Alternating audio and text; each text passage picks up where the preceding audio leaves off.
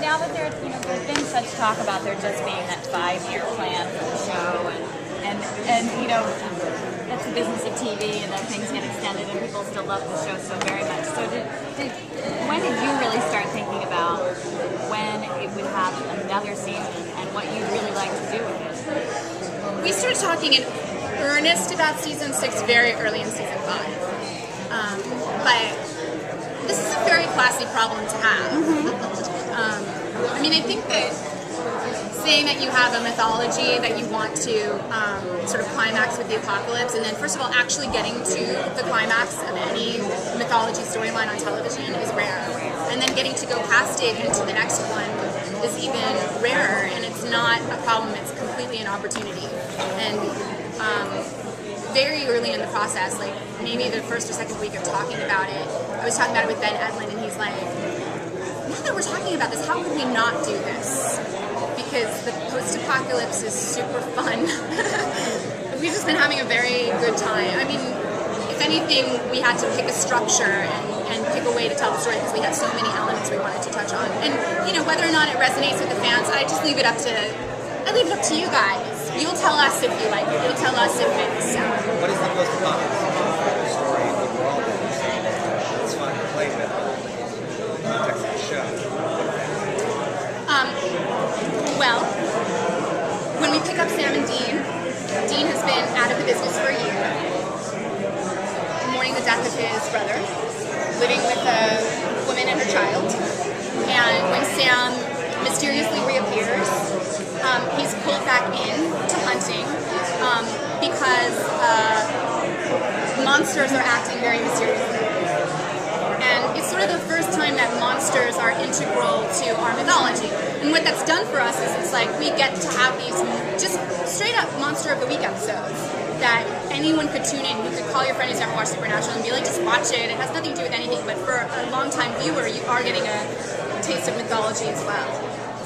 Because for Sam and Dean, it's like, that is not how vampires act. That's not how shapeshifters act. But for just, a horror movie fan, it's a vampire that you have to shoot in the face or chop the head off of or whatever. So, kind of, it's best of both worlds that way. So you say Dean is not married. He's living with her. And how old is the daughter? Son. He's about 12. Are they going to be a big integral part after the first episode? Or are they still going to be part of the show? They are a part of the show after the first episode, yeah. Okay. You mentioned that we're going to see some strange behaviors, and I know one thing that we had heard earlier today was vampires walking in the day. Can you give us some more teases to what some of those little strange things are? Shapeshifters have traditionally been extremely loner type, creatures. We had the movie one. I don't know if you remember in the black and white episode, but they have traditionally been very socially maladjusted, lone gunman types, and we have a completely different kind of shapeshifter. We have a quite meta episode about vampires, in which they act massively more intelligently than they have before. And then we also managed to wink at the current obsession with really nice, sweet vampires who want to date you. Because that has nothing to do with vampires on our show, but we find it kind of fascinating. We also introduce creatures that you haven't seen before, creatures that hunters believe have been extinct for a long time are suddenly reappearing. There's a picture that they're starting to put together of a sort of post-apocalyptic landscape in which, shit's gone wrong, basically. One of the things that I love the most about the show is that it has a very self-reflexive sense of humor. Are we going to be seeing more of that? Is it going to keep its sense of humor? Are we returning more to the humor of the earlier show? Or are we is there going to be a return to the dark place that we saw in the end? I think when our show is in its sweet spot, it's dark and it's funny. There's a sort of gallows humor to it. We try to do both. And like I said, the vampire episode is quite meta. It's not meta in the way of the real Ghostbusters episode where they actually went to a supernatural convention. It's meta in the way of it's actually called Live Free or Twi Hard. Because it's sort of winking at Twilight and Vampire Diaries and True Blood.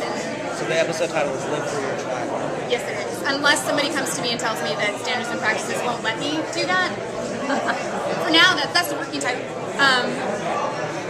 Yeah.